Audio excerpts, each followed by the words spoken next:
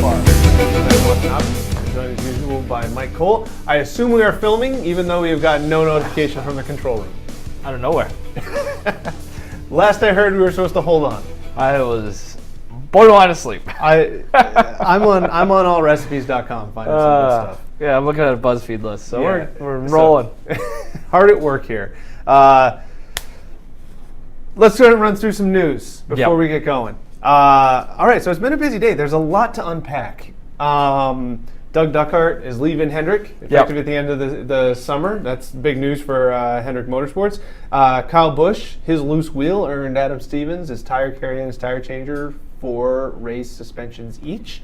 And Bubba Wallace, our beloved former now co-worker at Roush Fenway Racing, is going to make his debut this weekend at Pocono. We'll talk about that a little bit later. But first, let's talk about that right Okay, now. let's talk about that first. Yeah, let's talk about that first. Darrell Wallace Jr. He's going to take over in the number 43 for Eric Almirola, who is out of the car indefinitely. The word is he is transitioning from the RFR Xfinity team to the Richard Petty Motorsports Cup team. Basically, it sounds like the Roush number 6 Xfinity team is going to cease operations unless a sponsor comes in with a huge bag of money and asks them to bring it back up. Darrell Wallace, first black driver in Cup since 2006, I believe it was Bill Lester. It's a big step. He talked about it at a teleconference about what it means. What does this mean for him? It's opportunity. I think that's something that an athlete is always looking for. I don't know how much stock I put into this in terms of like social, the significance of that. Like, they needed he needs a ride. They are without Almirola for the foreseeable future. But with all of the uncertainties, swirling around Roush Fenway right now, like around that 6 car, like this is an opportunity for him. This is a chance for him to kind of make an impression and kind of set himself up farther down the line. So I think in that regard, it's obviously big news for him. It's good news for him. You're always just looking for a shot, right? So I guess that's the biggest takeaway for me. A couple takeaways there. One that I had. One is Roush just had a lot of guys in the pipeline. I think they had more guys than they had seats. Yep. Reed's obviously a guy who's done well at the Xfinity level. Bubba has done pretty well at the Xfinity level. I think he's 4th in points right now in Xfinity. Yep. They've obviously got a few developmental guys, Ty Majeski and other people that they're trying to bring up. And it's curious because their 2 Cup drivers are not very old. Right. And I think Bain in particular is nearing the end of his contract. Obviously, Biffle was a veteran that they parted ways with over the offseason. Mm-hmm. So it was kind of curious to see what was going to happen. They've already got Chris Buescher, who's also driving for a different team. So they've got a lot of talent. It was just a matter of seats and whether they had a place for them to go and perform. Smithfield Ford hasn't been the greatest. No. I don't know if that's equipment or if that's Almirola, who we hope gets better soon. But I'll be interested to see if this is a case where he goes and he's able to compete. Maybe not right away. I mean, you can't just hop into a car and all of a sudden win races. But we're going to see what Darrell Wallace Jr. is. It's not going to be an issue of questioning, resources, long-term commitment, where he's going to be. I mean, he's got a Cup ride now for at least the better part of the next 2 months. Yeah. So he's going to get a chance to really show what he's got. Yeah, and like you said, it's not like he's stepping into. He's not making the transition to one of the marquee teams, one of the marquee rides. But it's also not like Go Fast Racing or something. Right. So, yeah. So like you said, it's in every single way, it's a huge opportunity for him and a huge chance to kind of show what he has and really put him on. I don't want to say like a level playing field or whatever, but just it's just that exposure, I think. And then the other thing too is because of the off track ramifications, if you want to call it that he's going to get even more attention for all of this, for better or worse, or whatever you want to say about that. So it's not like whatever he does is going to go unnoticed, for better or worse. So that, I think, puts even more pressure on him because there's going to be such a spotlight, at least in the early goings. I actually kind of disagree with you. When you were saying that you don't think it's a big step, on its own, I don't think it is.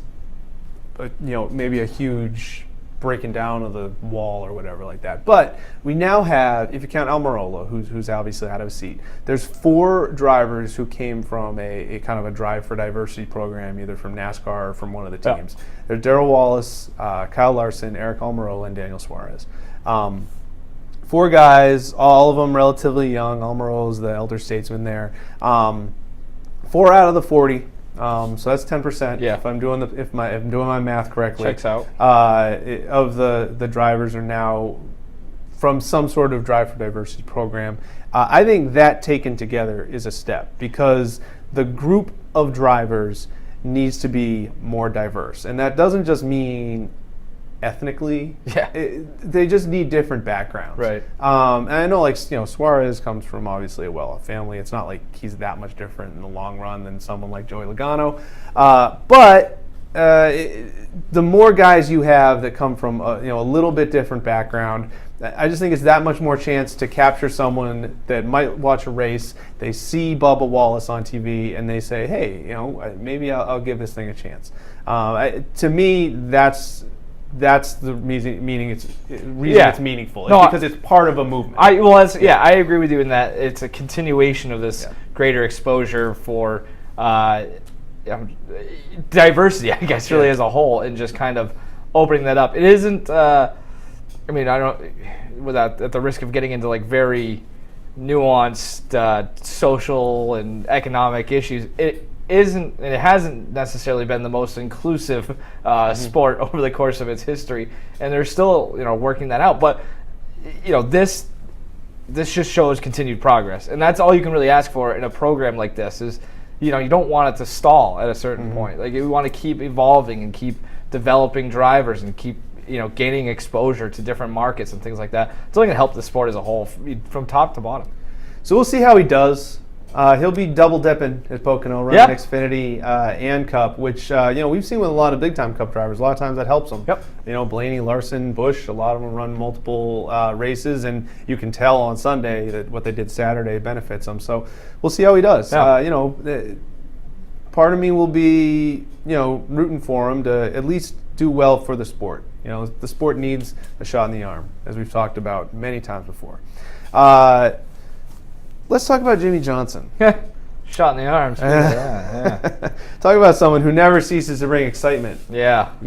All right. He won. He tied Cale Yarborough for 6th all-time in wins. I guess the big reaction, as usual, is Yawn. Jimmie Johnson wins another one. He's won 3 races this year. The race in itself, I think, was kind of a microcosm of Jimmie Johnson's career. He's really good, but he is really lucky, too. Yep. And I know that there are a lot of conspiracy theorists among the NASCAR set. And when he chose to stay out towards the end, when everyone else was pitting on green flag, and you thought, man, I don't know if this is going to pay off. And then Regan Smith has his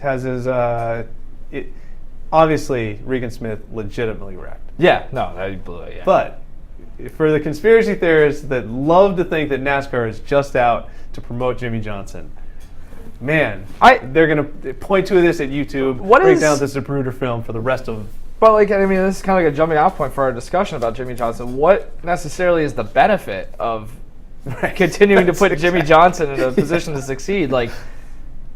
He won, yeah, all right, cool. He gets out of his car and says something, and you're asleep by the time he's throwing beer and soda all over the place. I don't really see what they have to gain by that. If anything, if there's any conspiracy, it's let's try to figure out a way to get Junior up to the front and get that car from having something wrong with it every week. So it wouldn't be the first time NASCAR mismanaged its marketing, though.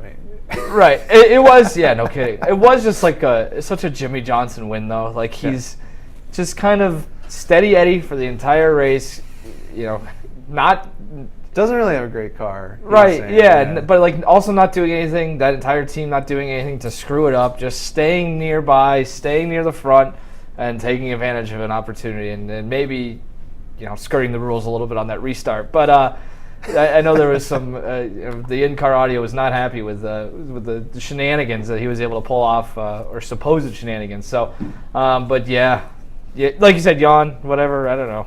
But here's a list. Here's a list of drivers who have not won a race yet this year. Okay. Kevin Harvick. Yeah. Kyle Busch. Mm-hmm. Well, Joey Logano, I guess technically hasn't won. Chase Elliott. Denny Hamlin. Yep. Clint Boyer. Yeah. Matt Kenseth. Uh-huh. Go on down the line. Sure. He's won 3. Yeah. But why hasn't he captured the imagination of NASCAR fandom? He's boring as hell. Like, what else is there? Like, he drives boring, and he is boring when he's not in the car, and like that's gonna sound like hating, and I guess in some ways it is to call somebody boring, but it works. I think it's like the biggest reason. He's so even keel all the time, and it's just what a jerk. That's how you have success in high pressure situations, especially when you're driving a race car 180 miles per hour. Like, that's the crazy thing. Like, to stay so relatively for about his entire career. What is it, about 15 years now? He's been. How many times can you think back, be like a moment where he did something extremely daring, or the time he said something ridiculous? But there have been a couple things. So last week he got a little nippy with Eric Jones with the pit boxes, and this past weekend at Dover, actually a couple times the last few weeks, he's not been very happy with Mr. Larson. Right. Mr. Larson was doing aggressive, exciting things, which is he's kind of the anti-Jimmie Johnson. And I wonder if that's more just like Larson bringing out of Johnson than it is Johnson kind of just being whatever. Maybe he's getting a little bit feistier in his old age. As I get older, more things annoy me as well. But I guess it whatever. But at the same time, it's just it sucks. It's unfortunate for him to sit here and like talk bad about the guy because he's so successful. Like but it is what it is. Yeah, it's probably what people outside of New England think of Tom Brady. Yeah, but like. Yeah. But the other thing about Johnson is he's not Brady's really more hateable. Well, that's the thing. Johnson's not hateable, which is like, and that's actually that's something. Like, I think that hateable guys in NASCAR are just as entertaining as the guys that you like. Yeah. Like, that's part of it goes both ways. So he's just so indifferent that it doesn't really elicit much of a response. The best thing for his career was the Jeff Gordon connection, the way that Gordon facilitated his rise into the sport. And now I feel like it's the worst thing for him, because I think there's a lot of fans who are holdovers of still not liking Gordon, and they're always going to harbor that resentment towards him just because he has that connection to this guy from the 24 that they could never stand. Yep. Yeah, I think that's fair. I mean, and that's, because like if you're never going to get rid of that stink, if you want to call it that, or according to a lot of people. It's kind of like, just like you said, it's just, there's always going to be that connection. Even if Johnson races for another like 7 or 8 years, and, Gordon's been gone for a decade, they're still going to make that connection. Yeah. So, I mean, there's worse people you could be connected to, though. Another person that a lot of people hate, despite being one of the most popular drivers, Danica Patrick. She finished 10th at Dover. I'd like to say she finished 10th because she did a great job. I think she did an okay job. She finally got some luck, good luck, as opposed to the bad luck that she usually gets. But there were a lot of breaks. There were a lot of freaky things. Just fortunately timed cautions, the ability to avoid a big wreck there at the end. Yep. I don't think anybody's doing backflips over her finishing 10th, including herself. I don't understand why she hasn't gotten better. You'd think at this point, at least for the first 3 or 4 years of her, you saw, I shouldn't say 3 or 4, maybe 2 or 3, you saw a gradual progression, maybe moving up. But it seems like she's plateaued. And I don't understand why she's in what should be the prime of a racer's life. I don't know. I have a couple theories, but do you see anything when you see her? Why hasn't she gotten any better? I don't know. I mean, I'm certainly not smart enough to figure that out. But at the same time, like, it is funny, you sit here and like, anytime Danica wrecks, it's like, oh, there goes Danica again. But the one week that she is able to avoid that stuff, it's like, well, she got lucky. It's like, well, yeah, we're not really fair to her. That is not very fair. No, Yes. but it is partially lucky. But you have to be lucky in this sport as well. And they've had some bad luck this year too. I think that's part of it. Not necessarily driver-induced bad luck. I feel like they've had some car issues over the course of the first however many races we're through. But no, it is true. It's something where, through the first 5 or 6 seasons of her career, it's like, well, you keep making the excuse for her that it's still this learning period, but at the same time, like, there's plenty of other drivers over the course of time, really, who have not made those adjustments and kind of get passed by the wayside. The fact that she's marketable, of course, is going to keep her in a car for a long time, and it's also, in a lot of ways, she doesn't necessarily need to be successful in terms of standings to be a successful driver or a successful entity, for lack of a better term. So, but I don't know. I can't figure it out. Do you have any idea? No, well, I mean, one thing that this is just something when you listen to drivers talk in interviews that are not like immediately after the race. One thing that I always hear with the Hendrick guys is that they always talk about the 4 teams, how they share information about how, if Casey Kane's not running well, here, what do we have to do to get him up to speed? Chase Elliott a number of times has just directly run Jimmie Johnson's packages at a lot of tracks. It hasn't necessarily worked for him, but it's one of those things where they're sharing information back and forth. Dale Jr., if you listen to his podcast, he raves all the time about Johnson and just Hendrick team in general. And I don't know that doesn't happen at Stewart-Haas, but I don't hear people raving about it as much.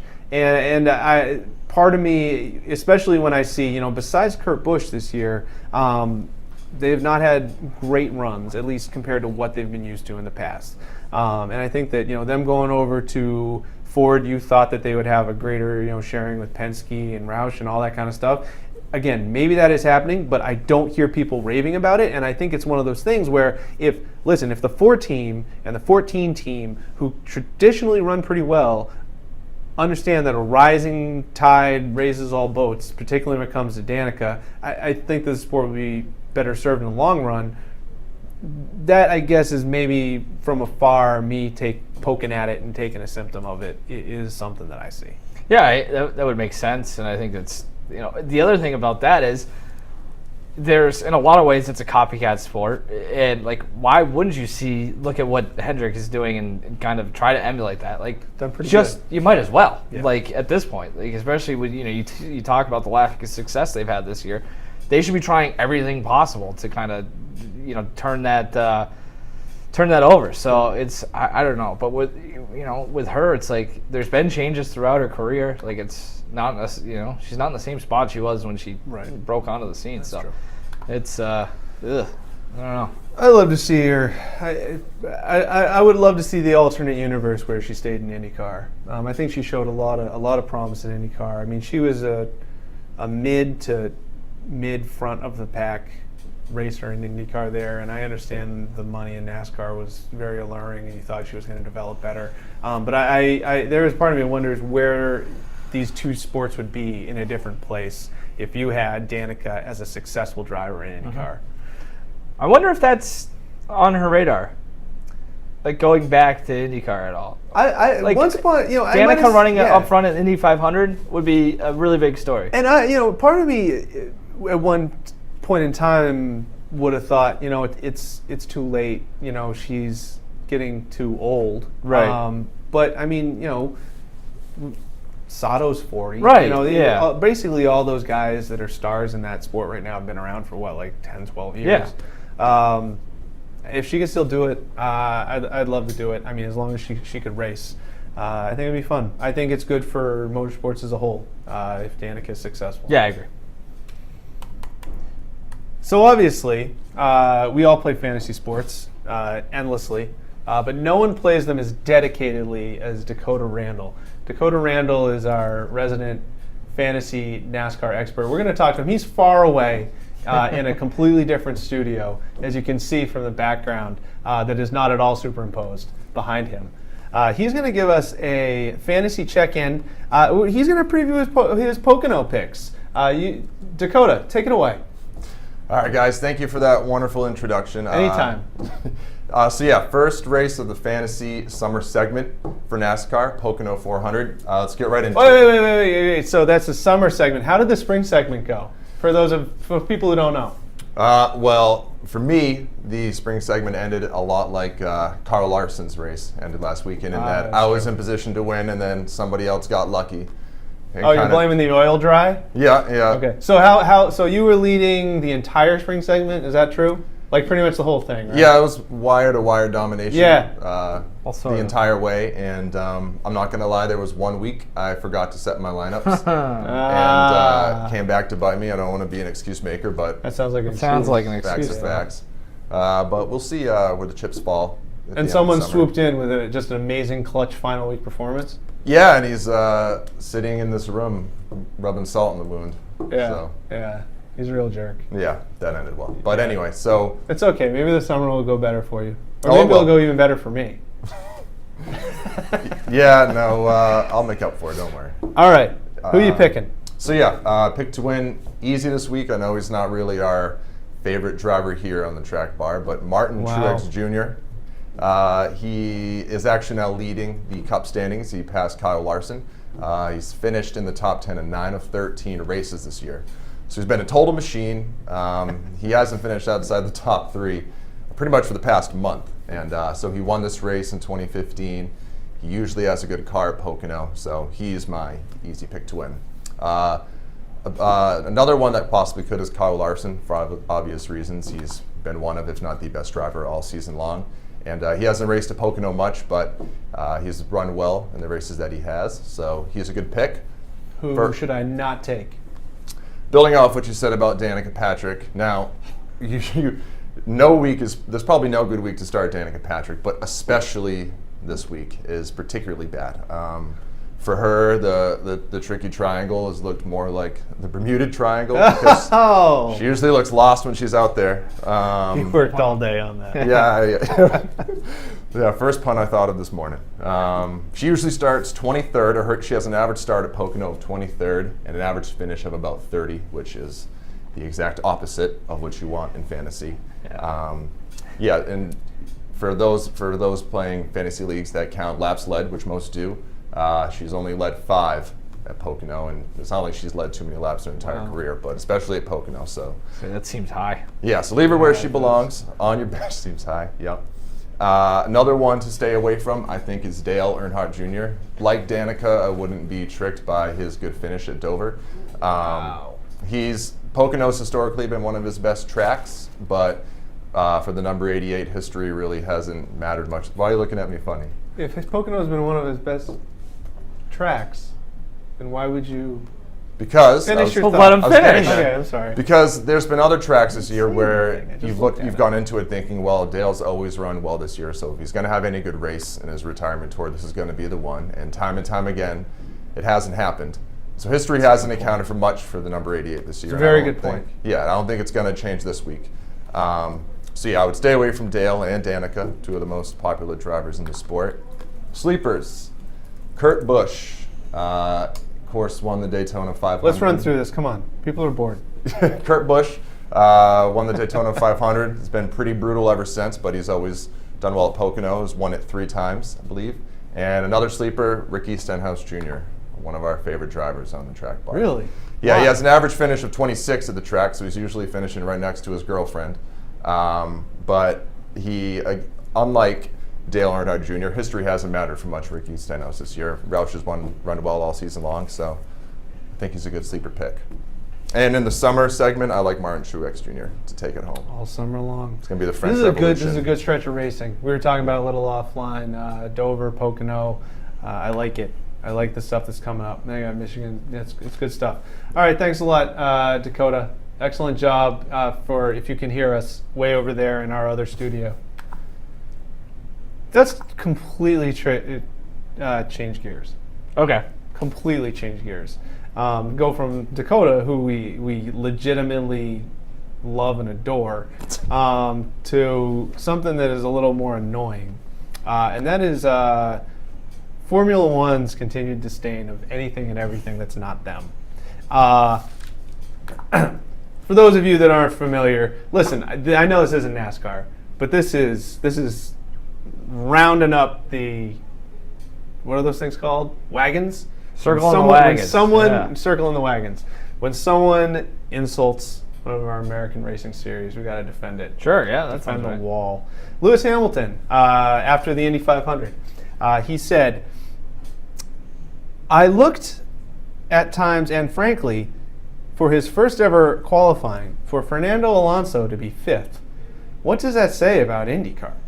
A great driver, if he cannot win in Formula One, will look for other races to win. But to see him 5th against drivers who are there all year is ... interesting." Did you say ... No, he kind of trailed off. Oh, It's okay. interesting. Cheerio. This is not a new thing with Hamilton or F1. Talk about particularly IndyCar. I thought Graham Rahal had a great retort when he said that he goes out there every race and he has to focus on beating 20 other cars, and Lewis Hamilton has to go out and worry about his one teammate. Well, to that, I liked Tony Kanaan's retort. He competed in a 2-car world championship last year and was second, so I don't think you could say much. He finished dead last. A couple things that I looked up here. One was there's so many fallacies with this. But one I just looked up. So Kimi Räikkönen, Yeah. good driver. He was F1 champ. He's raced 2 NASCAR races in his career. Not Cup, not Xfinity, but Camping World Truck Series. Which, if you're talking about, you're ranking them, that's the AA, high single A of NASCAR series. So he came in. He raced 2 races. He finished strongly 15th and 27th in a truck series race. I watched a couple of those. I watched both of them, or at least segments of them last night on YouTube to see if I was recalling them correctly. And at times in both those races, he looked like he had no idea what he was doing. He was coming off corners and he was completely losing the back end of those trucks because he had no idea how to handle them. The loss of aero grip. So I would, Lewis Hamilton, if you're saying that's interesting, it's also interesting how a guy who has won a championship in your sport couldn't really even compete in the Craftsman Truck Series, as I will forever call it. I have some more thoughts. That's good. That is the heart of a hot take, but I just wanted to throw that out there before we talked a little bit more about F1 and its douchiness. Yeah, it's exactly what it is. It's douchiness. There's no good way to, at this point, and maybe it's almost unfair to F1, where it's like, no matter what they say about IndyCar or any other series, it's going to come off like the snobbiest thing that there is. And it's just, I don't know. Also a little weird that, Lewis Hamilton's making these comments days, I don't know when exactly. Yeah, it must have been, so days after he qualified? 13th, 16th at Monaco? It's like, maybe say it after you have a little bit of success. I'm not saying historically, but he just looks even worse by the fact that he was so bad at Monaco in qualifying. It's like, ugh. That's generally historically when he pops off, though. Right? Yeah, that's great. And I mean, who isn't like that? A lot of people, other than Jimmie Johnson. No,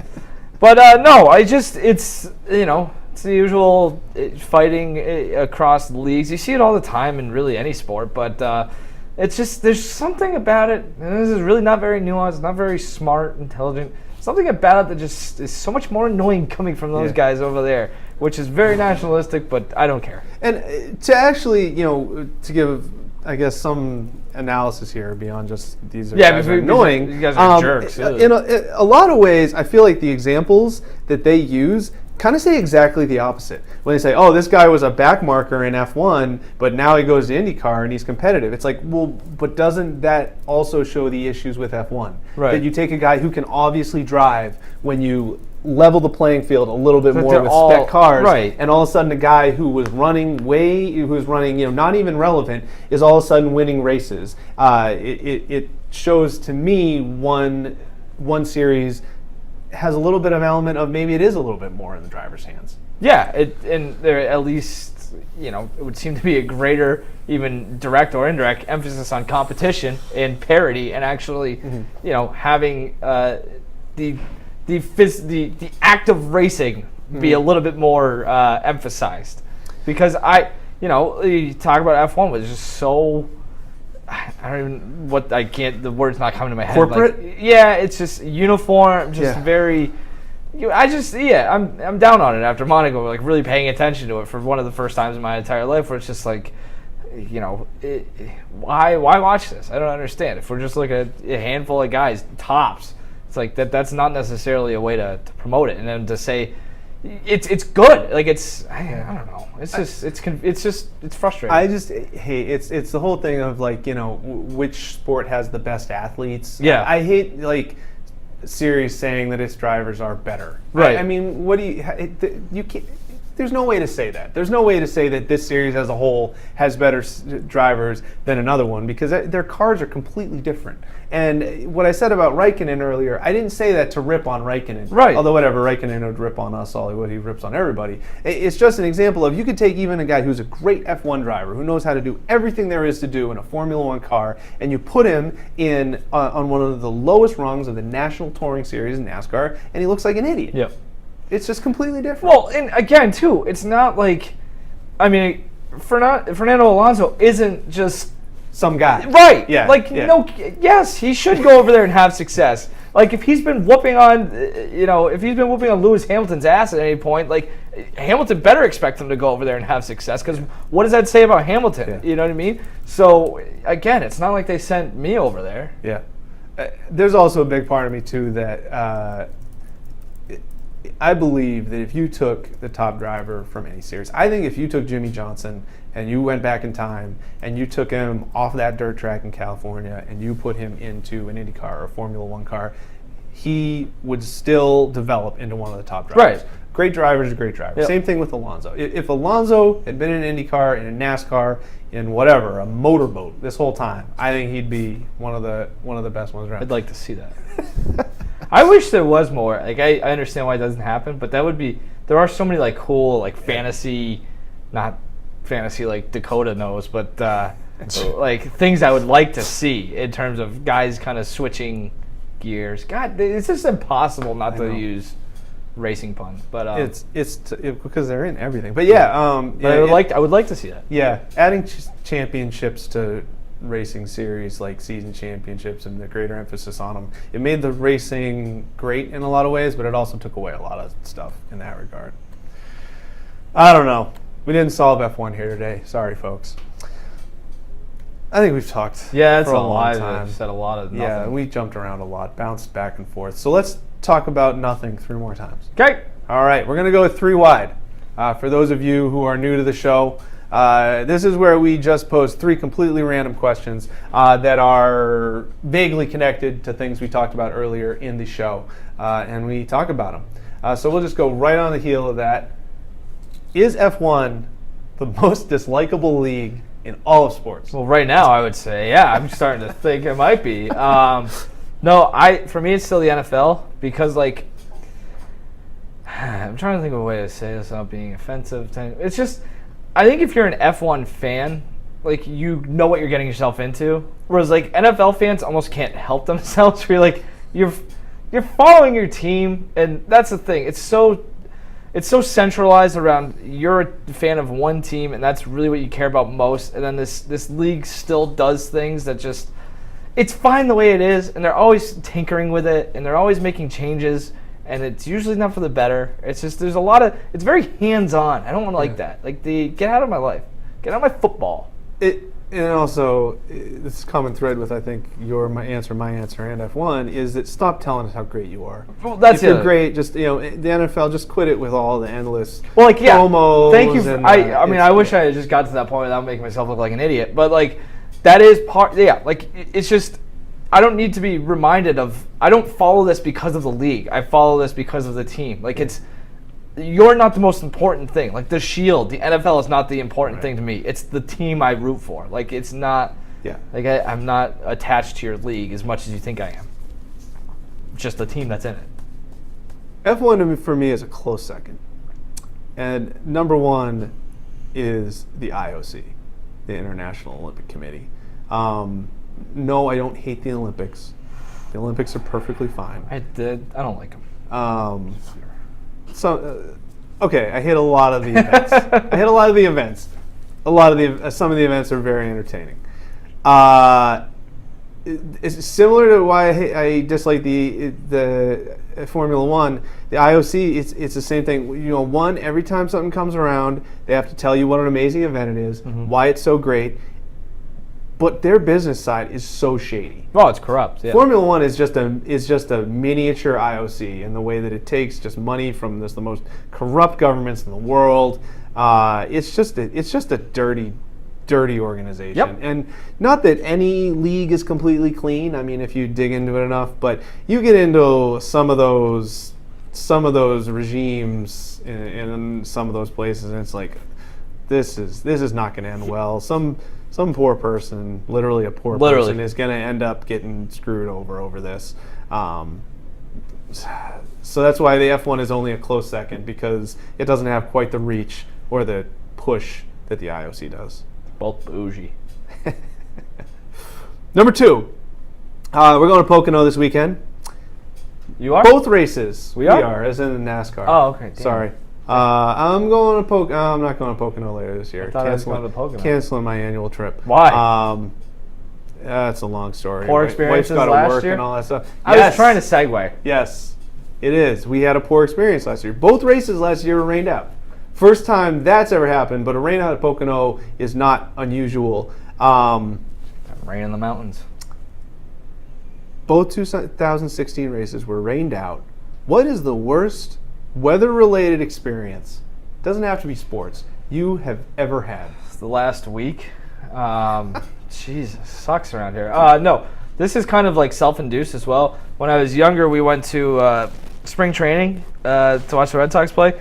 Yeah, it was me and my brother and my mom, and we had tickets to go see the Red Sox play the Marlins, Jupiter, Florida. We were staying the Gulf side, Southwest Florida, near Fort Myers. It's about a 3-hour drive to Jupiter. So we made the drive. Beautiful day, real sun shining. Get there, get out of the car, wearing our Red Sox gear, and everybody around us wearing Cardinals and Nationals gear. So what the hell's going on here? I misread the ticket. We were a day early. It was beautiful because the Marlins share a spring park with the Cardinals. So the Cardinals play the Nationals. So we watched the Cardinals play the Nationals and people are like, do you have tickets for tomorrow's game? And do you need tickets? It's like, no, we have tickets. I was just an idiot. I misread it. So it's a 3-hour drive across the middle of nowhere in Florida. You're driving through the Everglades, basically. So we do it. Then the next day, we didn't really have anything going on. It's a beautiful morning in Fort Myers. Get in the car, drive across the state again, another 3 hours. Get to Jupiter. It just rained all day. Poured, sat in the rain like it was going to change something, and it ruined the entire day. And it just made me feel even dumber for what I did the day before. So that's a combination of the weather sucking and it kind of affecting me. Jeez. Yeah, that was dumb. All right, so mine. No, that's self-induced. That's on me. Thanks, Andre. So mine was also when I was younger. I think I was in high school. I think I was playing JV basketball, and it was like the middle of like January or February, just the absolute coldest time of the year. We finished our practice. It's like 7:30 at night, whatever, I can't remember. And we get out and I thought, my mom's coming to pick me up. I thought that this had been agreed upon and all this kind of stuff. So we get out there, and I'm waiting behind the gym, and everybody's coming. Their parents were coming. Everybody, is you got a ride? Yeah, I got a ride. All the varsity guys are driving away. Like, yeah, you good? You got a ride? Yeah, it is so cold, and I don't really notice it because practice is just finished, and I'm like sweating my rear end off. And all I've got really is like shorts and like some really thin pants, and and my practice jersey. So I'm there, the coach leaves, he's like, hey, you good? Yeah, I'm good, I'm fine, all right. He leaves, drives away, and I remember the door to the gym, which would click, locked from the outside, it clicked, and just as it clicked closed, and the knowledge that there's no one else in that building, it dawned on me how freaking cold it was. And this was the days before cell phones. at least for me. I was gonna say, yeah. And You are like 45 years old. so I'm sitting there and I was just freezing my rear end off. I don't remember how long I was sitting there. It was way too long as like a 15 or 16-year-old before it dawned on me that like mom's not coming. No. So I finally walked to the nearest like convenience store, which I never realized how far away it was away from my high school. It was a good like 3/4 of a mile away, which is hard when it's like 12 degrees. And yeah, I just remember coldness and not knowing if I'd ever feel my fingers and toes again. Did you? Yeah. It came back. Close second for me, though, anytime it snows. Literally anytime it snows, other than December 25th. So. That's true. Snow on Christmas is okay. All right, this is question number 3, submitted by Andre Kachaturian over there in the gold room. What do you got for us? Okay, guys, we've talked a lot about NASCAR, IndyCar, F1, all sorts of other racing leagues and series. How would you guys feel about an autonomous racing league? Autonomous vehicles. Oh, I gotcha. I thought you meant like a racing league that runs itself. The cars run themselves. Yeah. All right. I don't know. You go first. That sounds terrible. I wouldn't like that at all. So, like, what exactly? I need this laid out for me more. One of those exists. It's like called a robo-car? Yeah, one of those exists, and I don't. Well, like I don't it. understand the point of it. Yeah, I don't Like, like I get it, but I think But you watch horse racing. Horses are autonomous. There's a person on them. they also have heartbeats. Have you ever watched a horses- horse race? Horses are like actual. You do know that they just Well, don't let the sport. horses run. Yeah, but then they're idiots. Like I don't You know. wouldn't support. I wouldn't either. I agree So with you, that's- but I'm just saying Oh, that's stupid. it's coming. I don't. I just. It is coming. So like, I'm trying to just figure this out in my head, and it's just I don't like the idea of it. It's It's just safer. And that's why I don't like it. yeah, right. Like there needs to be that's the thing, unpredictability to it. is not that I revel in people putting their lives in danger, but I guess some part of me revels in people. But Yeah, no. But there is the human element of it is awesome because making a daring move on the last turn of the Indy 500 is a lot more impressive if there's a chance that guy could run into the front wheel of somebody and break his neck. I mean, that's Right. why you're impressed by it. Yeah, it takes a certain level of intestinal Chutzpah. fortitude to be able Yeah. to pull that off, or not even to pull it off, to want to attempt even to do attempt it. Yeah. Yeah, if I'm driving a car remotely. So are these cars... Well, that's my next question. so that's my thing. So in your hypothetical world, Andre, are these remote control or are they completely autonomous? I mean, I guess they have to have. If they're autonomous, they're autonomous. Right? So how is anything ever Someone going to can do happen? remote So no one ever makes a mistake. That's just a parade. control. I'm not with it. Like at least if it was remote control, like now there's jeez. If there's remote control, there's at least a human element that you can screw up. Right, But yeah. a computer is probably not going to screw up. So basically, just if you don't do your computering and your engines right, like we're just going in circles, kind of like this I podcast. guess that's the idea I have of it. Do you like that idea? Absolutely not. Yeah, it sounds terrible.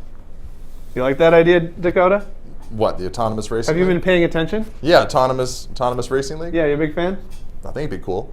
Yeah. All Why right, not? that's- You'd probably blow your. I mean, I fantasy wouldn't league want in it to that, like too. replace NASCAR. I wouldn't want it to be the only option, but if it just exists for me to like casually follow, why not? It'd be That's cool. true. I'd probably like put it on one morning, No, on once, like a like- Saturday on NBC Sports Network, and then be like, I'm done with this. Yeah, I mean, once robots like get minds of their own, then it would be really interesting.